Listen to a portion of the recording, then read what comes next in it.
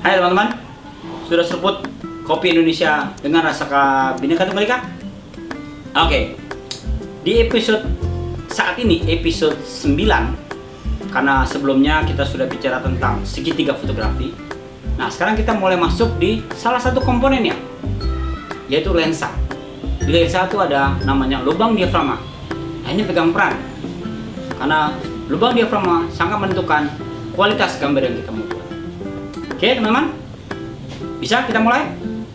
Oke. Hai, kita kembali lagi membicarakan basic teknik fotografi.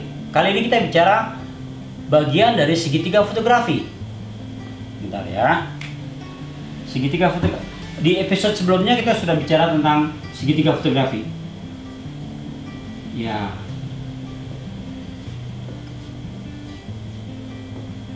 Segitiga fotografi ini merupakan logika dasar seorang fotografer. Karena ada 3 komponen kenapa dibilang segitiga fotografi. Di sini ada lensa, di sini ada speed shutter, di sini ada asa. Ketiganya ini merupakan komponen exposure. Ya teman-teman, saya hanya mengulang sedikit. Nah, komponen exposure ini baru kelihatan kerjanya kalau kita setting di kamera kita pada posisi exposure manual. Baru di sini ada histogram, baru dia bekerja. Ya, yang kita kejar adalah kalau kita pada posisi exposure manual adalah pada posisi 0. 0 itu bagaimana mengerjakannya? Nah, inilah segitiga exposure yang kita mainkan. Kalau kita merubah diafragma, berarti speed dan asa sudah pasti. Kalau kita mengubah speed, berarti diafragma dan speed sudah pasti. Jelas ya? Nah, sekarang kita bicara tentang diafragma.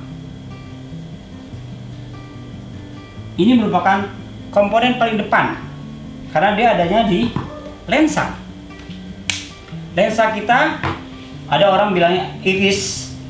Ya, di sini ada angka diafragma di sini. Ada angka diafragma. Nah, kalau lensa-lensa sebelum digital itu di sini tertera angka diafragma. Tapi begitu era digital, angkanya tidak kelihatan. Semuanya pindah ke dalam body kamera dan digerakkan dengan jempol atau telunjuk. Di scroll aja. Kalau lensa manual, tangan kita yang bermain.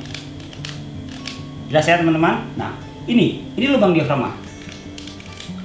Ya, dia membuka, membesar lubangnya, mengecil lubangnya, tergantung dari kebutuhan kita. Membuka, mengecil itu ternyata memiliki akibat di foto yang akan kita buat. Contoh, ya, ada 3 akibat dari membesar bukaannya, mengecil bukaannya. Diafragma mengatur ketajaman gambar.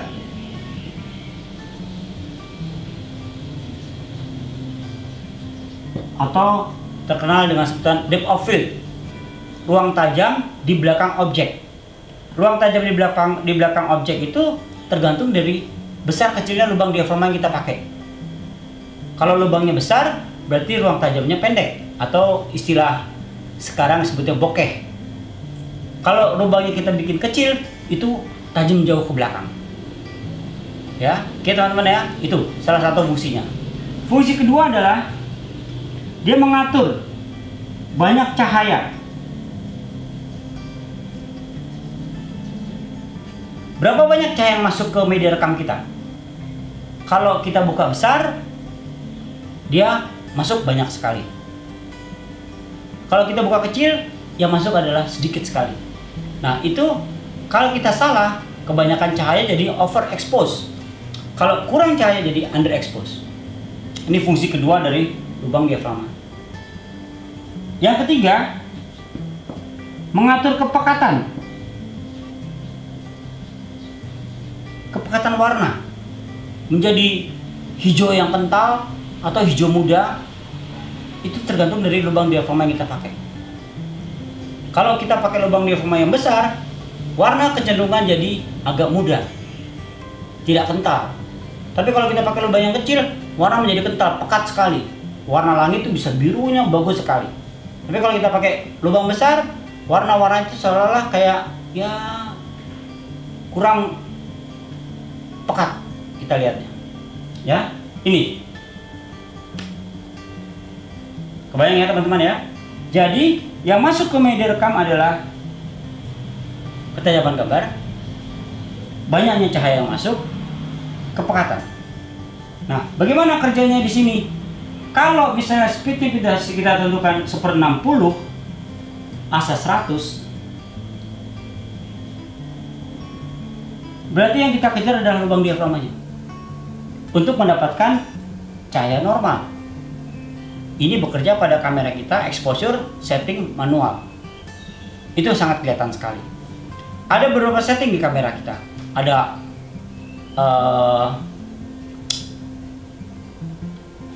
kalau di Nikon dan Canon itu istilahnya berbeda. Ada time value, ada apa ya? Ya satunya intinya sama cara kerjanya. Jadi kalau kita setting di auto atau setengah auto, cara berhitungnya nggak begini lagi teman-teman. Begitu kita set di auto, langsung dia bekerja secara program. Tapi kalau kita mau lihat cara kerja segitiga exposure, kita set di manual. Di situ kita bisa lihat under overnya gambar yang akan kita buat. Kalau kita main setengah program atau di program, gambar pasti bagus. Tapi kita tidak dapatkan kadang-kadang dimensi yang kita mau. Gelap terangnya itu kita nggak dapat. Karena mereka komputernya mengukur cahaya yang paling bagus. Kebayang teman-teman? Sederhana. Segitiga fotografi, kita bicara diafragma. Cara mainnya seperti itu. Ya. Apalagi ya? Ya, akibat dari besar kecilnya lubang diafragma, 3. Kepekatan warna, ketajaman ruang tajam di belakang objek, dan berapa banyak cahaya yang masuk. Jelas teman-teman? Singkat, tapi kita logikanya adalah pada posisi M di kamera kita, baru ini kelihatan semua. Tapi kalau kita pakai program atau TV atau AV, kita nggak bisa lihat cara kerja 3 komponen exposure itu. Oke? Jelas teman-teman? Terima kasih.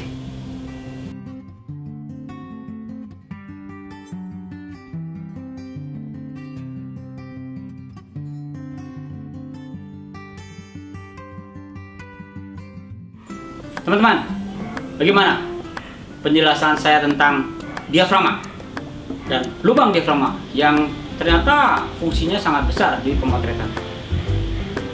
Jelas teman-teman? Oke, saya tunggu pertanyaan dan subscribe-nya. Dan juga di era wabah penyakit ini, tolong jaga kesehatan. Baik, saya seruput kopi saya supaya saya jadi sehat. Bye.